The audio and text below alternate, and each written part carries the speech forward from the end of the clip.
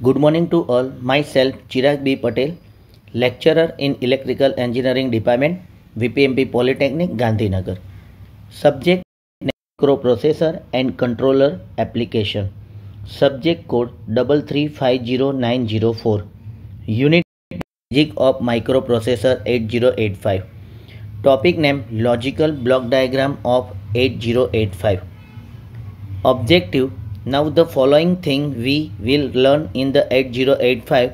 First, block diagram of 8085. Second, flag register. And third, function of each block. Now the internal architect of the 8085 microprocessor is shown in the figure. The 8-bit data enter into the microprocessor through the multiplex address and data bus AD7 to AD0. Now show in the circuit diagram.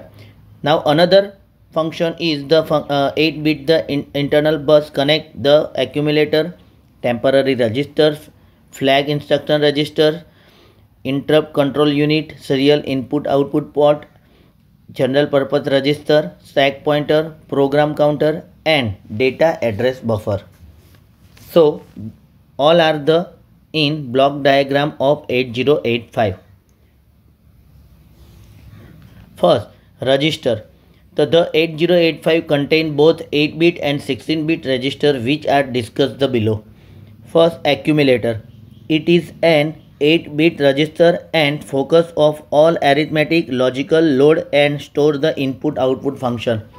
Accumulator ની અંદર એક 8-બીટનો register છે જેમાં બધા જ arithmetic અને logical માટેનું operation માટેનું એક કેન્દ્ર છે જેને આપણે એક્યુમ્યુલેટર તરીકે ઓળખીએ છીએ. Second, general purpose register.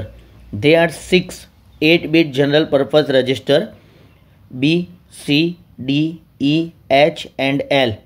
Now they can also be used as 6 register as BC, DE and HL. General purpose register આ એક 6-8 બીટ રજિસ્ટર જેમ કે B, C, D, E, H અને L અંદર આવેલા હોય છે. જો તેની જોડીનો ઉપયોગ કરીએ તો તે 16-બીટ રજિસ્ટર તરીકે ઓળખવામાં આવશે અને એ 16-બીટ રજિસ્ટર BC, DE અને HL તરીકે ઓળખી શકાય છે.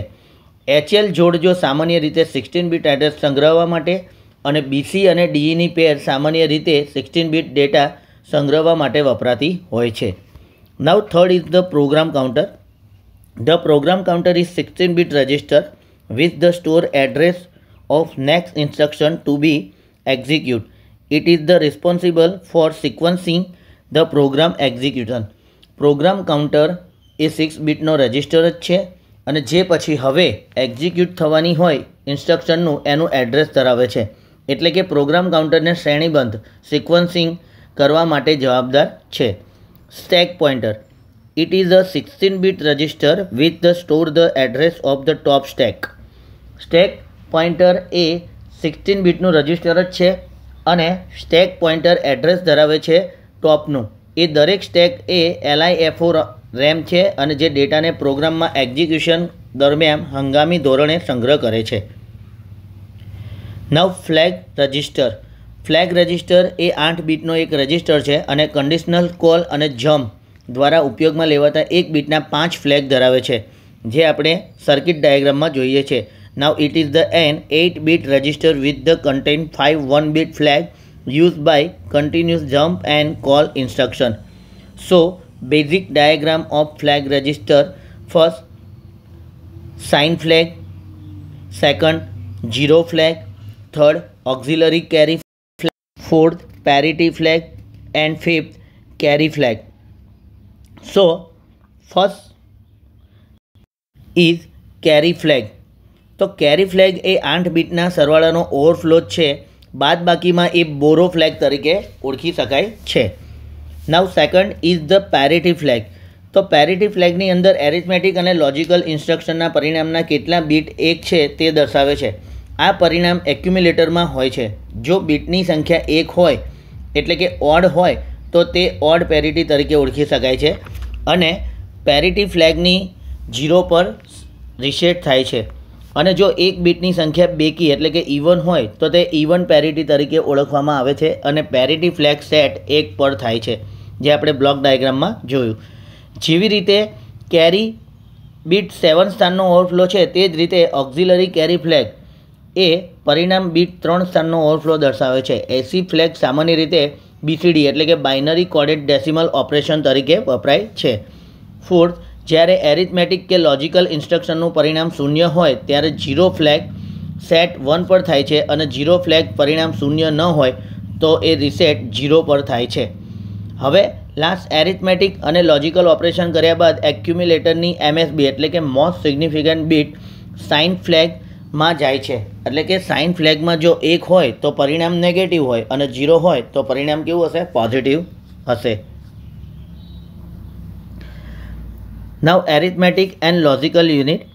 It is a logic circuit with the responsible for performing all the arithmetic and logical operation. Now the ALU receive the input from the accumulator and temporary register and also store result into accumulator.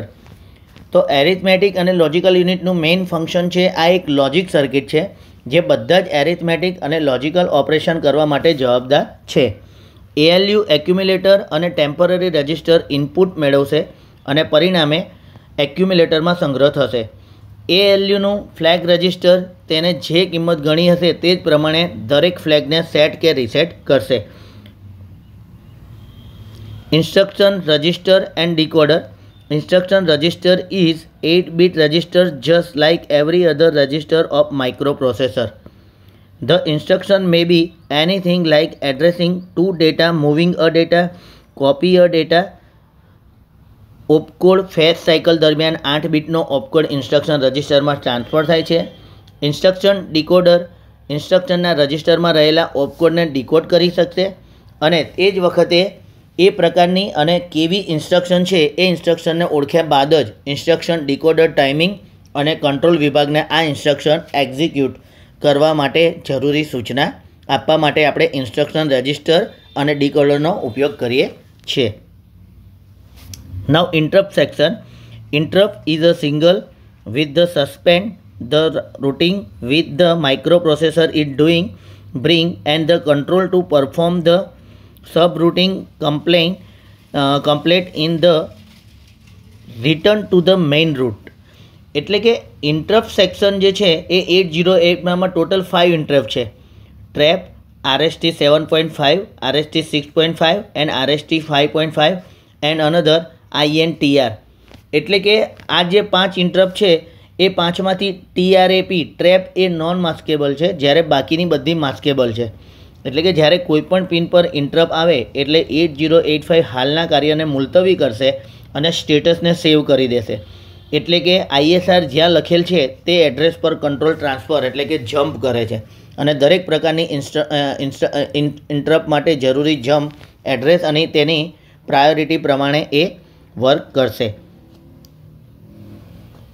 Serial control section.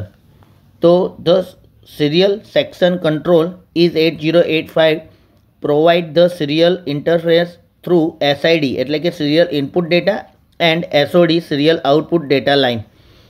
8085નું serial control section SID અને SOD pin દ્વારા serial interface પૂરું પાડે છે.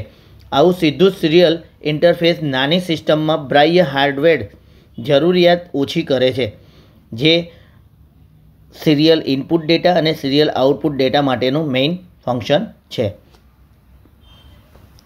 Timing and control section. Timing and control unit is a very important unit as the synchronisation the register and flow of the data through various register and other unit. એકવાર instruction decoder ઇન્સ્ટ્રક્શનને ઓળખી લે છે તરત જ timing અને control section તે ઇન્સ્ટ્રક્શનનું execution પૂર્ણ કરવા જરૂરી ઓપરેશનો કરવા સૂચનાઓ આપે છે.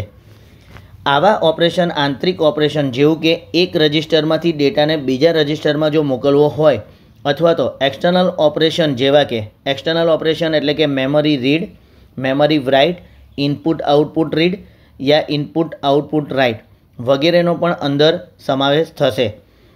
તો એ રીતે તમે સિરિયલ ટાઈમિંગ અને કંટ્રોલ સેક્શન તમે this unit is consist of the an oscillator and control sequence with the send control signal need for internal and external control of the data and other unit.